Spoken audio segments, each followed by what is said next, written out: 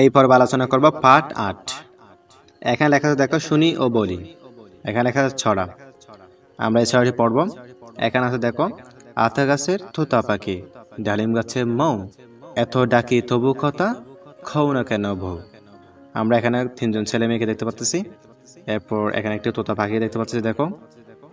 এরপর এখানে আর কতগুলো গাছপালা দেখা যাচ্ছে। এখানে যে উপরে ফলগুলো আছে এগুলো হচ্ছে আতা ফল। দেখো এখানে বলতেছে ছবি দেখি ও নাম বলি। আমরা এখানে একটি কি দেখতে পাচ্ছি আতা, এটি হচ্ছে আতা ফল। এখানে লেখা আছে কি আতা ফল।